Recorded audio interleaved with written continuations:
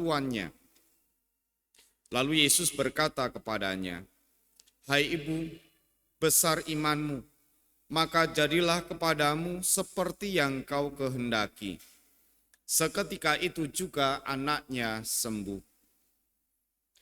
Demikianlah sabda Tuhan. Terpujilah Kristus.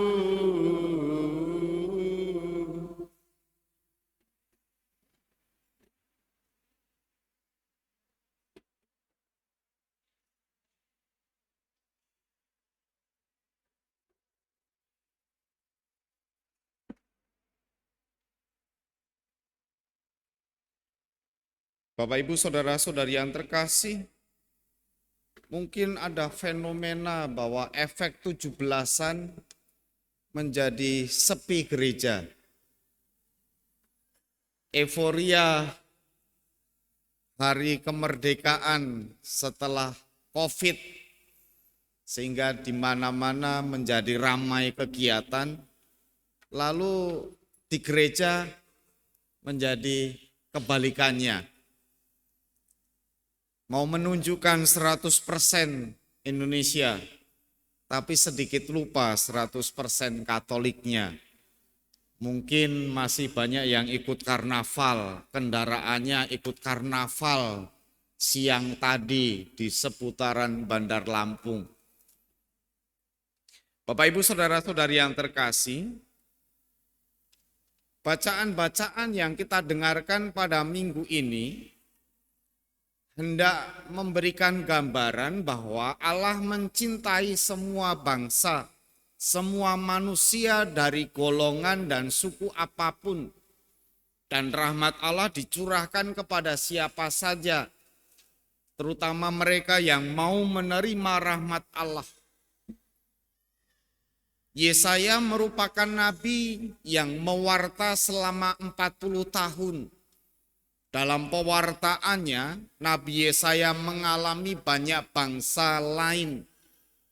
Bahkan ada tafsiran yang mengatakan bahwa Yesaya sempat tinggal di lingkungan istana Yehuda pada waktu itu. Tetapi ia juga mengalami masa penindasan ketika kerajaan Asyur menyerang kerajaan itu. Kemudian juga mengalami pembuangan ke tanah Babel, Babilonia. Lalu Yesaya juga banyak bernubuat, meramal tentang keadaan bangsa itu. Maka dalam ungkapan Yesaya bacaan pertama tadi, mengungkapkan kerinduan bangsa pilihan, bahwa mereka dapat beribadat di bait Allah kembali di Yerusalem. Diungkapkan pula nubuat bahwa gunung Tuhan menjadi rumah doa bagi siapapun, bagi segenap bangsa. Kerinduan ini muncul, ada unsur dari pihak Yesaya sendiri yang menyaksikan dan mengalami pergaulan dengan banyak suku bangsa, dan ketika tidak ada rasa damai, hanya ada peperangan, penindasan, kematian di mana-mana. Maka Yesaya juga membayangkan ketika bangsa-bangsa menjadi damai, alangkah indahnya hidup ini.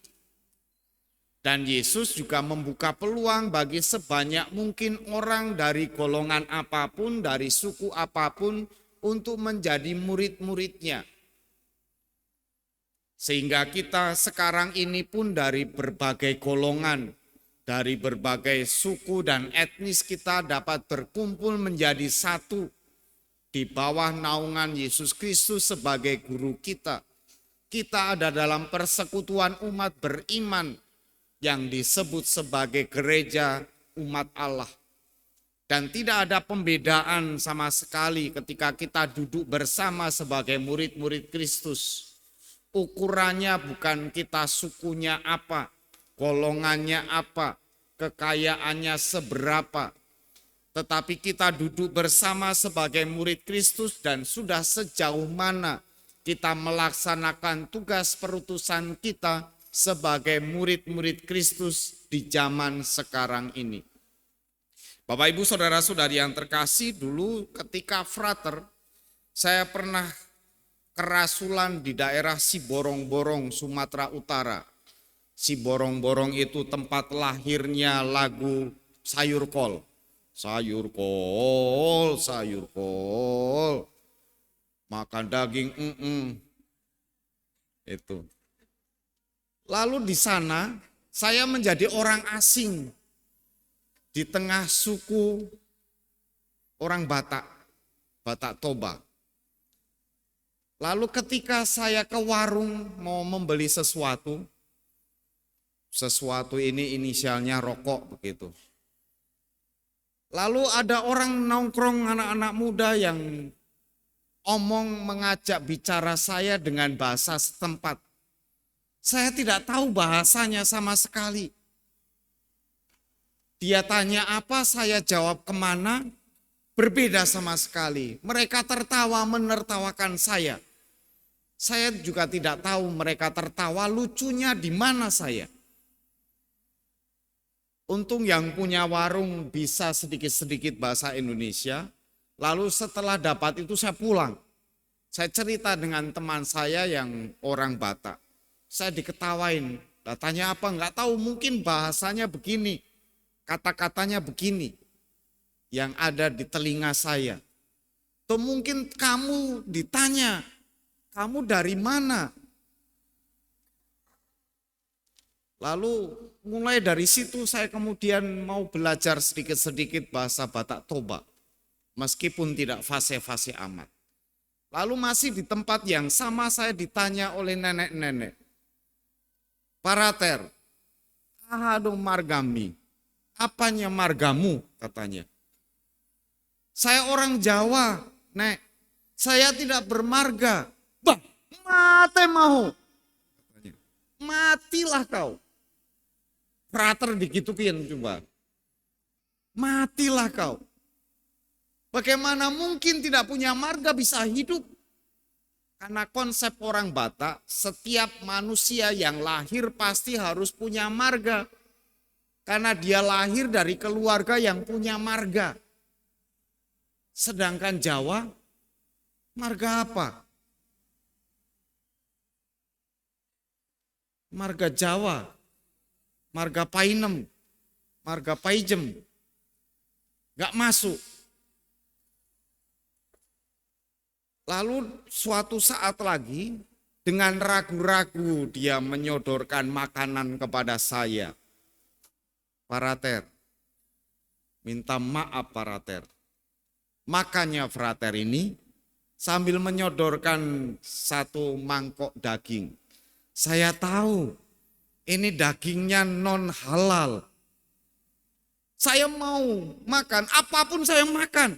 Jangankan daging ini. Manusia kalau enak dagingnya saya makan. Gitu. Dia kaget. Kan frater orang Jawa. Saya orang Jawa tapi Katolik, frater lagi. Bagaimana mungkin bisa tumpang tindih pemahamannya. Sehingga menjadi tidak fokus. Mungkin heran juga mengapa ada orang Jawa yang Katolik.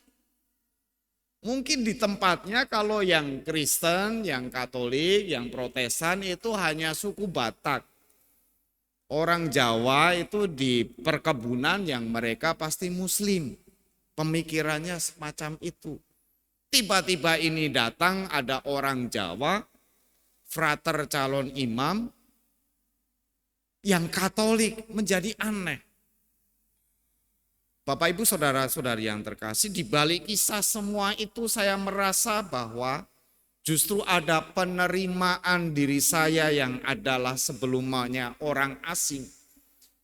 Menjadi diterima bagian dari persekutuan di umat setempat. Saya diterima, saya diperhatikan bukan sekedar diolok-olok, tetapi sungguh diterima sebagai keluarga, sebagai bagian dari persekutuan jemaat di tempat itu. Meskipun rasanya tetap menjadi orang asing, Tetapi ketika diterima di satu tempat, kita dianggap sebagai saudara, kita menjadi tidak asing lagi.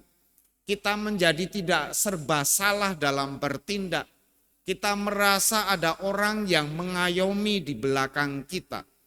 Demikianlah kiranya yang dimaksudkan oleh Yesus dengan ungkapan bahwa rahmat Tuhan itu diberikan kepada siapapun, termasuk kepada perempuan yang suku asli Kanaan yang minta rahmat penyembuhan bagi anaknya. Pemahaman pada waktu itu orang-orang asing di luar Israel disamakan dengan anjing. Maka Yesus mengungkapkan tadi dalam perumpamaannya, tidak patut mengambil roti yang disediakan bagi anak-anak dan melemparkannya kepada anjing. Ungkapan yang menyakitkan bagi bangsa asing ketika dianggap bukan sebagai golongan anak yang harus diperhatikan. Tetapi perempuan tadi dengan rendah hati mengatakan bahwa benar Tuhan, tetapi anjing-anjing juga makan remah-remah yang jatuh dari meja tuannya.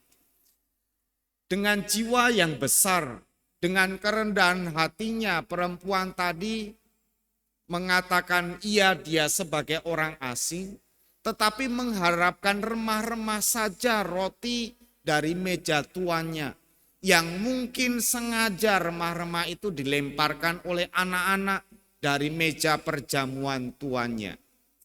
Demikianlah kerendahan hati dan iman yang besar ini mendapat tempat di hati Tuhan, sehingga Tuhan mau memberikan rahmat pertolongan kesembuhan bagi anaknya. Saudara dan saudari yang terkasih, cinta Tuhan dilimpahkan kepada siapapun. Demikian juga kita sebagai murid-murid Kristus harusnya cinta kasih kita berikan kepada sesama kita tanpa pandang bulu. Dari golongan manapun, dari kelompok manapun, dari suku manapun harus kita perhatikan, harus kita kasihi mereka semua secara seimbang. Dengan demikian rahmat yang diberikan oleh Tuhan dalam diri kita tidak mandek ada tinggal dalam diri kita, tetapi justru kita kembangkan dengan memberi kepada sesama kita apa yang kita miliki dari rahmat belas kasih Tuhan. Terpujilah Engkau Tuhan, kini dan sepanjang masa. Amin.